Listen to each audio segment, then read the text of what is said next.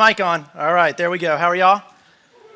Okay, glad to see you guys today. We're going to be in Isaiah chapter 2, verses 2 through 5 today. If you want to turn there, find it on your device. And as you do, I want to make a confession to you guys, okay? I don't love sharing the gospel sometimes, says the pastor of your church, okay? I hope this is a safe enough place for me to confess that to you guys. I just get caught up in being comfortable sometimes. I don't want to be bothered with engaging people, especially people who are potentially hostile, to the truth that I want to give them. The thing that's changed my life, I don't want that, so I just, because of comfort, tend to avoid that, especially since I'm an introvert, and especially since I want to rest when I get home. I don't want to have to work even more when I hit the driveway. I don't want to go share it with my neighbors or anything like that because I just avoid it. And so I avoid sharing the gospel, and sometimes I even avoid the people because I don't want to share it. And I know God might call me to that, call me Jonah perhaps, but that's how I feel sometimes. Maybe you feel the same way. Maybe that's where you're at as you come in. Maybe you get distracted or with comfort, and you don't want to take the time to share with people. Or maybe you get distracted with other things like your schedule or your kids' schedule and you don't make the time. Or maybe you get distracted with your job, or chasing things that make you happy. That you just get so distracted you don't even want to share the gospel, right? Because it's the furthest thing from your mind. You're not even thinking about it. It's not something that you have even thought of. Or maybe it's also because you're afraid. Maybe that's where you're at today. That's not typically my excuse. It's usually because I'm selfish. Maybe for you it's something different. Maybe you're afraid and you don't think you have the words to say. You don't think you're going to have the answers to their questions. Maybe you're afraid you're a hypocrite because you know your own heart and you don't want to, seem like a double-minded person. You don't want to seem like a hypocrite, so you just don't share the gospel at all because it seems dishonest to you perhaps. Whatever the case was for you as you came in today, we all have reasons, don't we? We all have reasons why we just don't share the good news about Jesus with other people, and yet we worship a God who cares so deeply for us that he sent somebody to share the gospel with you and me. And to even then give us the faith to believe through his Holy Spirit in our hearts. How could we not do that same thing for other people if we serve that kind of God? And that's essentially our Multiply series over these 5 weeks. 2 weeks ago, we opened the series by talking about Psalm 67. How can we keep our blessings to ourselves? Because God has blessed us, we're to bless others. What are we blessed for? To bless other people. We have to be willing to give those blessings away, both spiritual blessing and material blessing, for the sake of the mission, right? And last week, Pastor Michael did a really great job leading us through Jeremiah 29, where we saw how we're here in Roanoke to seek the welfare of our city. We need to seek a presence, the prosperity of, and the peace of our city because as Jesus followers, we're culture leaders. And what that means is we're in this culture to lead other people back to Jesus. That's what that means. And so that's what we're here for. I loved what he said. Exiles aren't captives, they're missionaries. Man, I love that, right? They thought they were exiles because they were captive to another place, but God brought them there to be missionaries. And that's why we're here in this city. And today we're going to go further down that motivation rabbit trail with this lifestyle of blessing others. We're going to be in Isaiah 2 for that. Like I said, I often struggle with wanting to share the gospel. I'm sure you do too at times. So what will motivate us to do that? Well, it's really, really simple. It's here in Isaiah 2, and it's this. You ready? God can motivate us, right?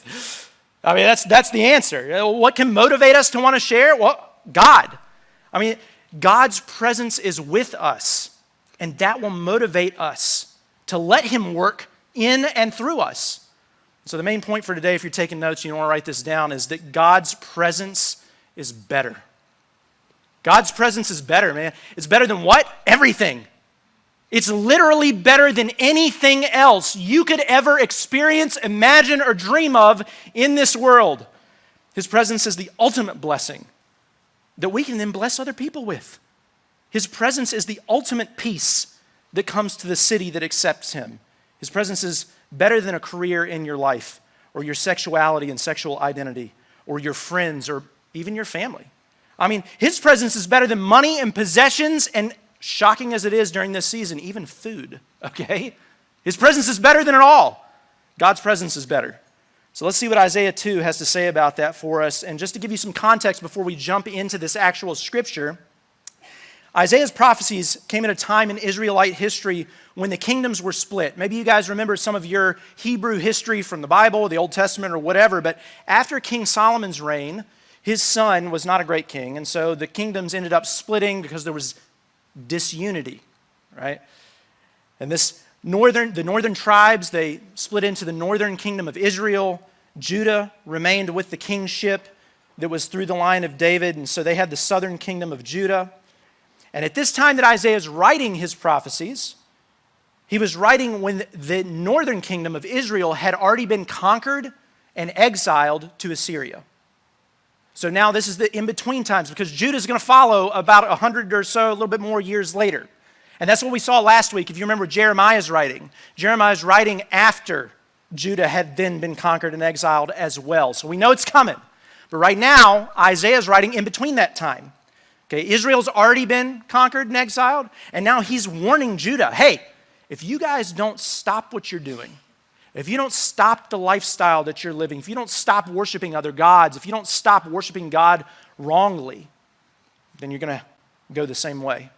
And there's a lot of judgment throughout Isaiah. There's a lot of judgment going on, and that's what chapter 1 is all about. But then it gets into chapter 2, and it's the first of many little glimmers of hope, is what I like to call them. They're these little shadows of what's to come, these beautiful little nuggets of hope that we can have to see that God is making a plan for his people despite their rebellion. And this is what it is here in chapter 2. So let's pick it up in chapter 2, verse 2, this first little glimmer of hope. It says, in the last days. That's always how you know there's some hope coming. In those last days, when everything's not broken anymore, in the last days when Jesus returns, in the last days when God restores all things, the mountain of the Lord's house will be established at the top of the mountains and will be raised above the hills. All nations will stream to it, and many peoples will come and say, come, let's go up to the mountain of the Lord, to the house of the God of Jacob. He'll teach us about his ways so that we may walk in his paths. For instruction will go out of Zion and the word of the Lord from Jerusalem. He will settle disputes among the nations and provide arbitration for many peoples. They'll beat their swords into plows and their spears into pruning knives. Nation will not take up sword against nation, and they'll never again train for war. House of Jacob, come and let's walk in the Lord's light. He's using this hope as a motivation for them, right? And this is just a small glimmer of hope, but even the smallest light can light up a dark room, right? Despite its smallness, it's such a beautiful picture of what it's going to feel like when Jesus returns to restore all things and right all the wrongs of this world. And we'll see that for Christmas as we go down that trail of reading some of even what Isaiah has to. He goes on to detail this even more, and it's a progressive revelation about how God's going to bring this sanctification, this salvation into the world for his people, not just for his people, but for all people. It goes on in Isaiah 4 and Isaiah 7 and Isaiah 9 and Isaiah 42 and Isaiah 53. All these little, we can come up for a breath of air and some hope here. That's what it looks like in Isaiah, and it starts here in chapter 2 with these general metaphors that we heard about. There's really two big ones here, the mountaintop and God's house, the house of Jacob. And through these general metaphors, we start to see how this hope is going to come into the world. Both are metaphors for a longing that's within each of us. You know, if we're honest, we see how we long for these two things. A longing for satisfaction, a longing for joy, a longing for fulfillment. It's a longing for God's salvation is really what Isaiah is teaching us here. Even if we don't realize that's what it is, because he's saying God's presence is better. That's what we're longing for. So let's start with the first thing, the mountaintop. Let's start with that metaphor. I like using this language when we have our starting point event. When we host this for our new folks that are just coming around, I use this language to describe our vision and our mission here because I love what it evokes for us. We want to be a people that Jesus has given rest so that we can then pass that rest on to others as they are climbing around the mountain trying to get to this mountaintop experience. We've been to the mountaintop if we know God, and so we want to go back down the mountain after others. So I love that language. And it's not just a rest that they're looking for anywhere, right? They're not just looking for rest, random rest. They're looking for the rest at the top of the mountain. That's what every climber wants. If you're climbing a mountain, what are you trying to do? You're trying to get to the top.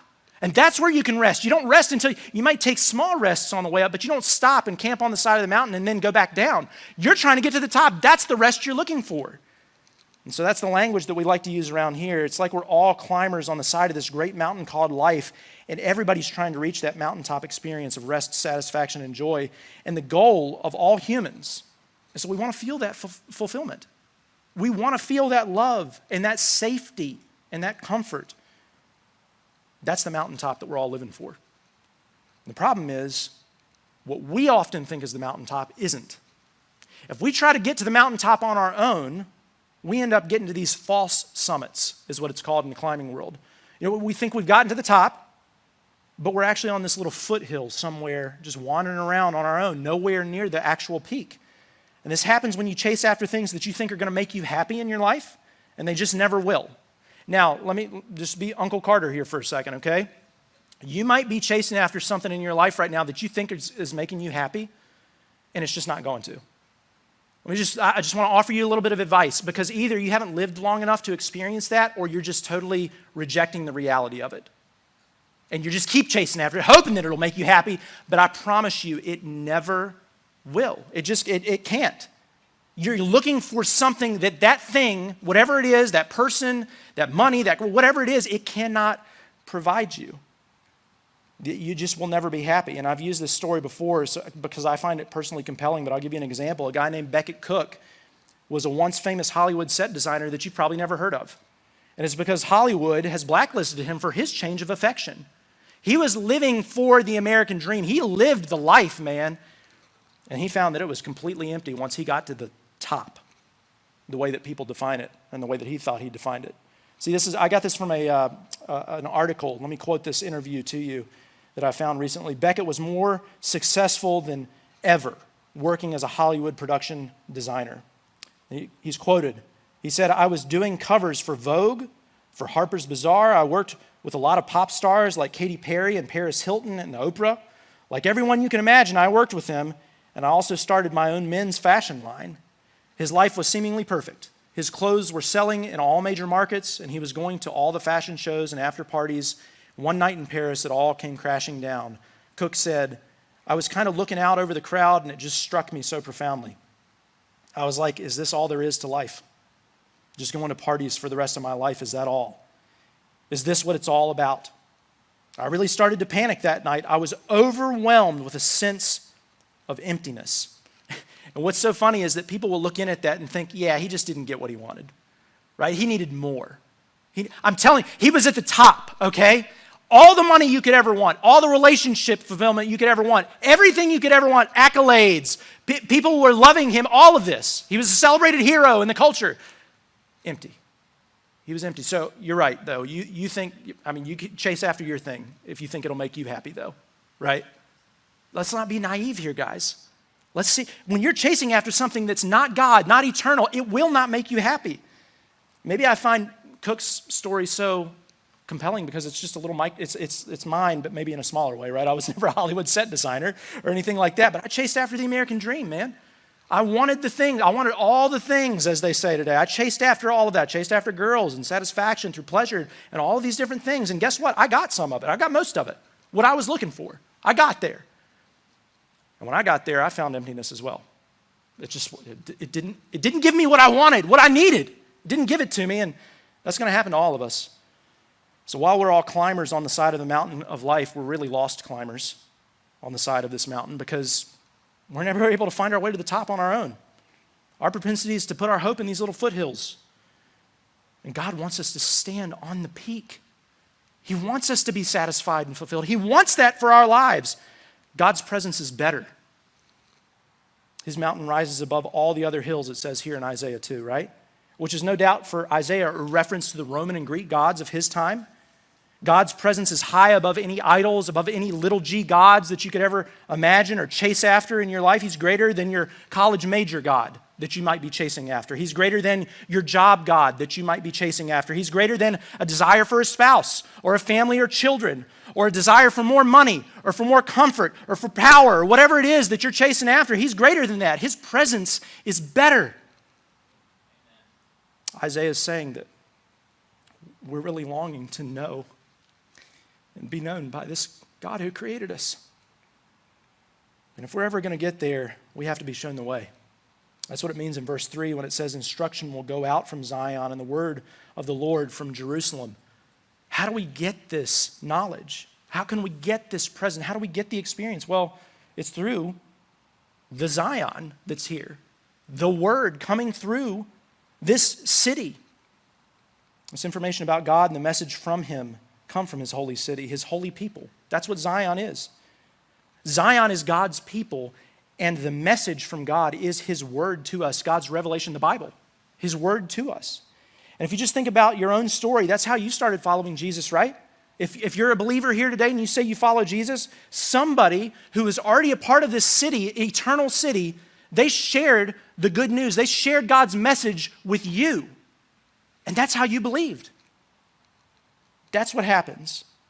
A citizen of the eternal city will share it with somebody who's not a citizen, and that person will either believe it or reject it. They'll either come into the city with them or they'll leave and turn around and go the other way. And that's how God works. I want you to write this down. I want you to see this from this. God's presence is with his people. So his presence is better, and it's with his people.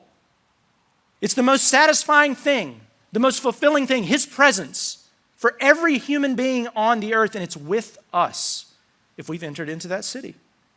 He's so with his people that the rest of the nations of the world have to come to know his people if they want to come to know God. Let me put it that way. That's pretty profound if you think about it, right? The house of Jacob, the city that's on a hill here, because we're where God and his word dwell. I mean, it's just mind-baffling. Like Pastor Michael said last week, we're to be this holy city within the city of Babylon. All Christians everywhere are that figurative city on a hill. This is what Jesus said in his Sermon on the Mount from Matthew chapter 5. You are the light of the world. You're the light of the world.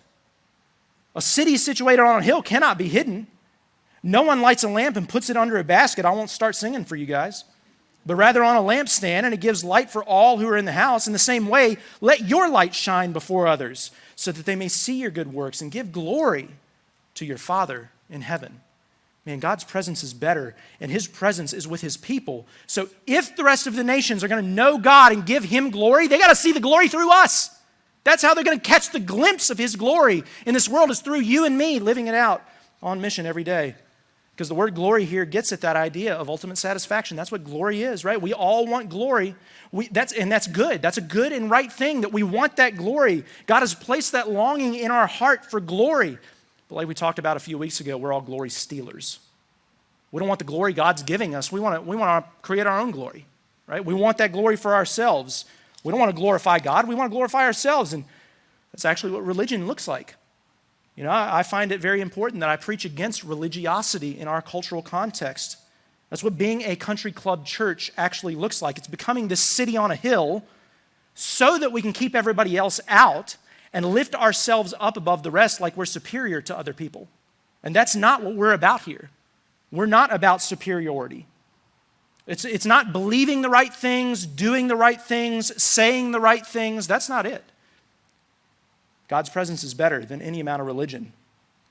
How can we dare steal that glory from God, our Heavenly Father who loves us and has saved us? We're meant to reflect that glory to others.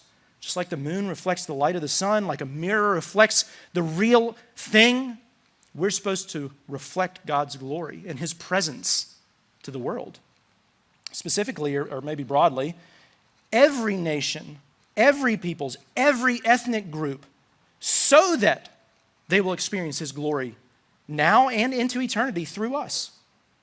This is why we take international missions so seriously as a church. We partner with missionaries in Africa and the Middle East, and even right here in the United States to reach unreached people groups who have no access to the gospel at all. Somebody has to intentionally take the gospel to them, or they're not going to hear it at all.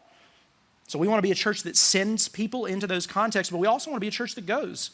And so let me just make a call for you. Maybe you need to go on mission somewhere and take your life and move the glory that's with you to another nation that has no experience of that glory. Maybe you should consider international missions, because God's presence is better, and there are over 6,000 people groups in this world right now across the world who have no access to that glory in that presence. Certainly, they haven't experienced it.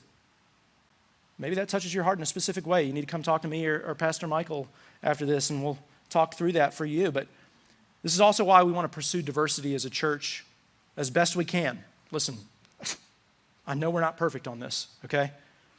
But the gospel's for all peoples.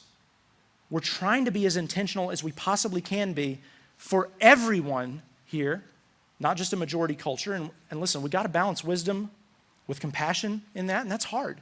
It's so hard to do, and I'm not doing it perfectly, but I'm trying, and I hope you'll try with me in that.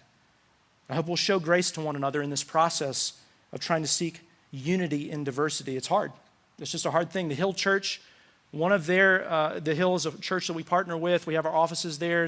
I love Charles, the pastor there. He's a great guy. He said that if you pursue diversity, guess what's going to have to happen? And this is one of their cultural, sayings that they have as a church. Everybody has to be uncomfortable. Can you imagine if we had that here as a principle for us? Everybody has to be uncomfortable. That's hard. But man, maybe it's worth it because the gospel is for all people. So we're unified around this mission together, and that's ultimately why we make so much of the mission here. And that's ultimately why we make so much of the mission for you individually as well. We say it like this: every member is a missionary because we're all sent on this mission. Everybody who knows God can and should introduce others to him because God's presence is better, and his presence was with us. So we have the responsibility and the joy and the privilege of inviting others in. We want to be disciples who make more disciples. That's multiplication. That's what we want to see here. It's my desperate prayer for our church. You can go back and listen to our sermons from Abraham's life out of Genesis. You can go back even further from the year before with Genesis 4 through 11, because this actually was God's plan of salvation for the world all along. This is what it details out for us throughout the Old Testament. There's this family lineage that God has set apart in order to bring other people back up the mountain to his presence. And so this is the second metaphor that we see. We've seen the mountaintop, and we'll still keep talking about it a little bit in Isaiah 2, but the second metaphor is God's house. And so you can write that down as just a heading for yourself. God's people are God's house. That's what he says here. God's people are the city Zion. We're the house of Jacob. That's familial language. He says, again, all nations will stream to it. And many peoples will come and say, come, let's go up the mountain of the Lord to the house of the God of Jacob. He'll teach us about his ways so that we may walk in his paths for instruction. We'll go out of what? Zion, and the word of the Lord from Jerusalem. So it's really like we're sure, just to go back to the mountain, I know it's just hard. The Bible does this, okay? He gives two. So bear with me as I interweave the metaphors, but it's like we're Sherpas on the side of Mount Everest. Or excuse me, it's like there are Sherpas on the side of Mount Everest. You guys probably have heard this if you've read anything about Mount Everest or you've seen any documentaries. The Sherpa people are those people that are from that region, and they are built, uniquely made and designed, I would argue, by God, to lead other people up the highest of mountains, the highest mountains in the world.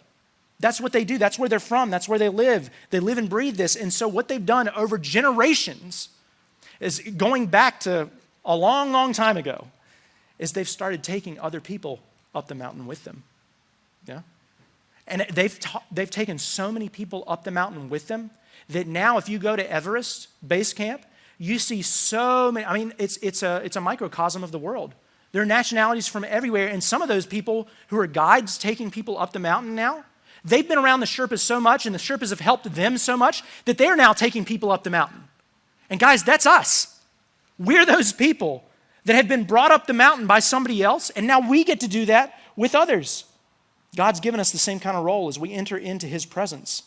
We've been to the mountaintop through no merit of our own, and now we're tasked with bringing other people into his presence, like beggars who found bread and want to share it with other beggars, like lost climbers who found the path to the top, and we want to bring other lost climbers up with us, but to be consistent with the house metaphor, like orphans who found a family. And we want to bring other people into that family with us, other orphans with us. We want them to know the love. We want them to know the satisfaction.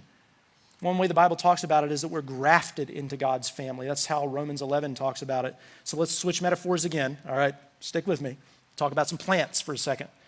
When you graft two plants together, you cut off a branch or a shoot of one, and then you cut a slit in the trunk of another, and you place the branch in that slit, and then you tie it together very tightly, and over time they grow together so that thing that's been grafted in grows to be a part of the trunk of whatever it is that it's been grafted into. And over time, you really can't distinguish the two differences until it's time for the harvest and you see what fruit's produced from which branch. It's really kind of cool. The reason people will do this is to make plants hardier or to bring them together to create a more diverse crop or a more full yield. They'll graft two of the same plant together. They'll graft two different plants together, whatever the case is. Gardeners can do this. Planters do this a lot. You can do it at home. But I just read about this artist who's done it for installations all over the country. And you're like, an artist? Yeah, it's really interesting. His creation, he calls it the tree of 40 fruits. And he's done this in multiple places all over the United States where he's grafted 40 different types of fruit branches together to create this incredibly diverse tree of fruits. I put a picture up here for you so you can see it. It's just beautiful.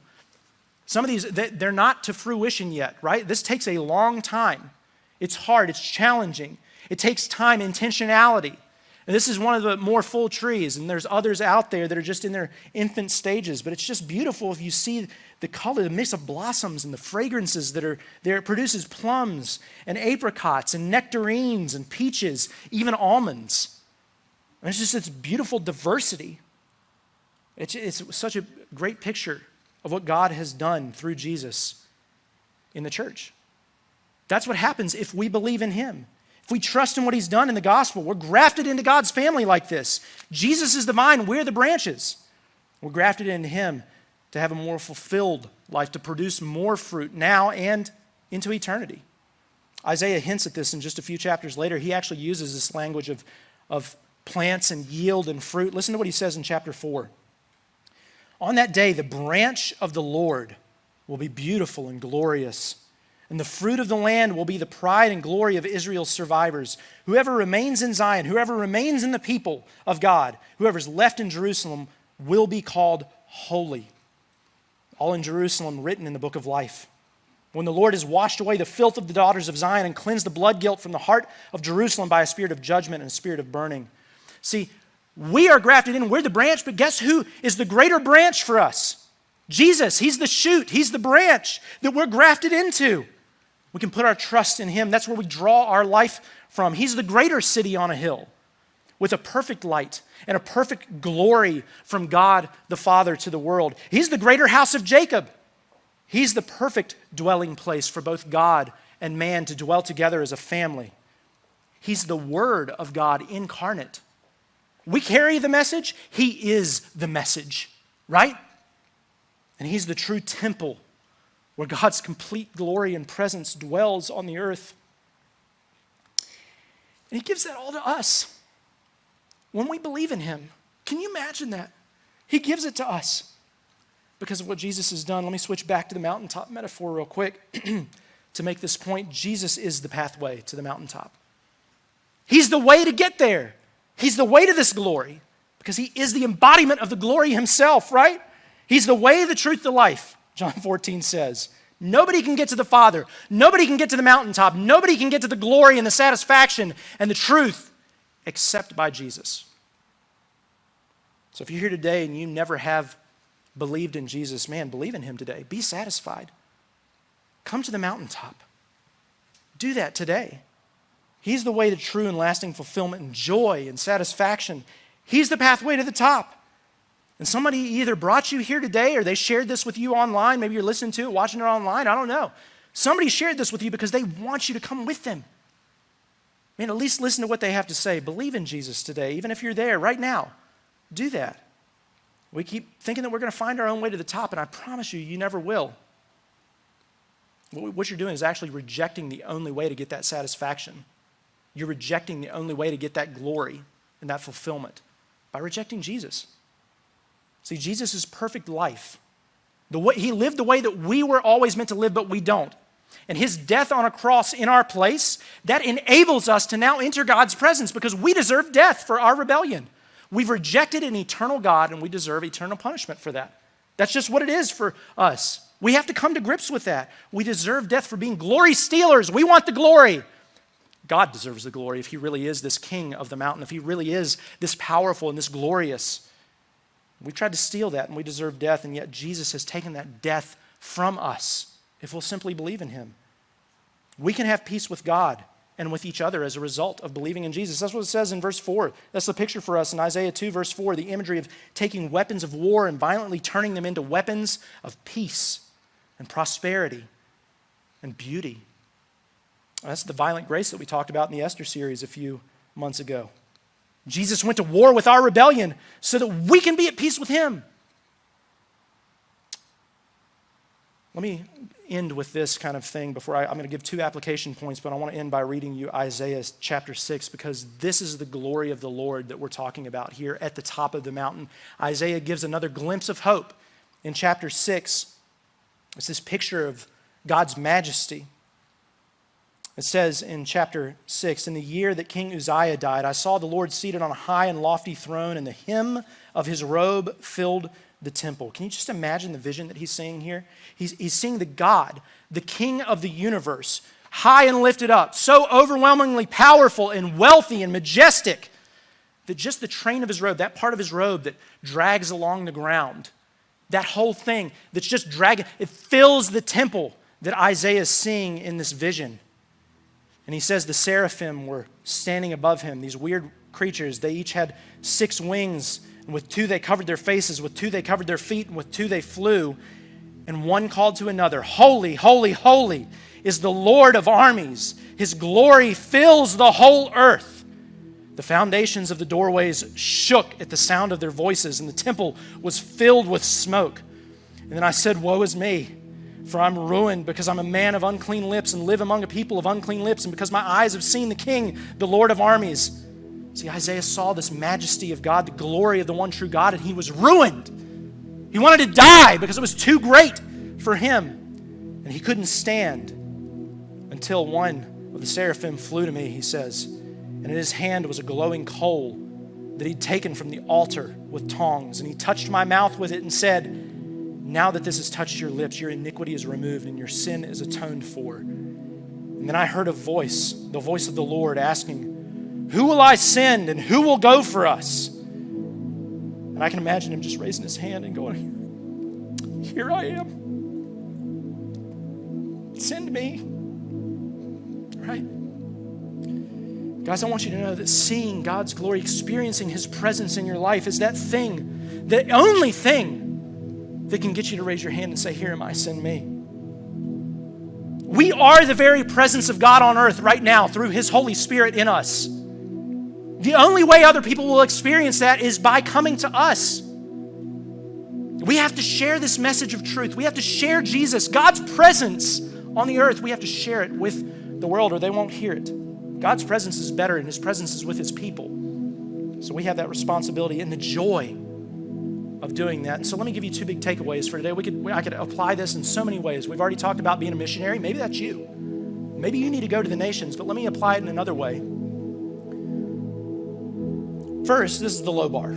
Okay, so let me just say that. The lowest possible bar, the lowest possible application for you today is just invite somebody to our Christmas service. Man, we're going to share the gospel on Christmas, December 23rd. Invite somebody to that. It's the easiest thing to do. People are way more likely to come to a Christmas service than any other time of year for church. People are friendly to the gospel. I read an article this week that just argued that the non-Christians of our nation love to celebrate Christmas. They'll come. If you say, hey, man, we're going to have s'mores here. We're going to have a fun time, Christmas carols. We're going to sing. There's going to be a short message about why we have Christmas and why we celebrate Christmas. People would love to come. That's the low bar for you guys. Invite people. That's why we have these inviter cards on your seat. Man, take these with you. Invite. So our family, I counted it up, and we are committed to inviting at least 20 people between the 5 of us, me, my wife, and my kids. We're going to invite our neighbors. We're going to invite people the kids are excited to invite their friends. We're going to invite some of my friends and family, some of Tamara's friends and family. We're going to do that because we want people to come to God's presence. I'm starting to learn to want other people to come into the glory of God like I've seen it and experienced it and tasted it, not just for myself, but for them. So guys, invite. We could totally do that. That's the lowest possible bar. But the second thing that I want to give for you today, the second takeaway that's a little harder, is I want you to go home with this commitment card. Should have it on your seat if you didn't get a few weeks ago. And I want you to pray about this because listen, if this is not your church home, you wouldn't say that this is your church family, then you don't have to worry about this. I don't want you to give. If it makes you uncomfortable, you can give somewhere else. I said that 2 weeks ago. But for those of us who are on mission together, we want to see this multiplication happen. We want to see the glory of God revealed to our city and to the world through this church. Then I'm asking you to commit to give to this because listen, this is a financial offering for Christmas. We want to raise $60,000 so that we can mobilize people next year in 2023. And even though it's financial though, our heart is where our treasure is. Wherever it is that we put our treasure, that's where our heart will follow. So this is a symbolic thing for us as a church. Are we willing to lay down our entire lives to see multiplication happen? And our family has talked about this. We're going to give at least double, if not more, this season. So the ask is that you would consider giving double what you normally give for the month of December. And some of you guys need to give more than double because God has blessed you with that. You haven't just been blessed with the gospel. You've been blessed with material resources and possessions and monies and all of these different things that can fuel the mission. And you need to consider and pray over and wrestle with what God is calling you to give. And so I would ask that you take this home with you and pray over it. Ask God, write that amount down here, and we're going to bring it back next week and commit together. Lay it at the altar that we have, right? The symbolic altar that we have. And tell God that we're willing to give up our whole lives. But this is just but an offering to Him to see multiplication happen. So make sure that you're here next week for Commitment Sunday, December 11th. That's an important moment in the life of our church going forward. Are we on the same mission together? Guys, God's presence is better. And His presence is with you and with me. Let's take that to our city and to the world. Let me pray. God, thanks so much for listening with us today. We hope that it was an encouragement to you.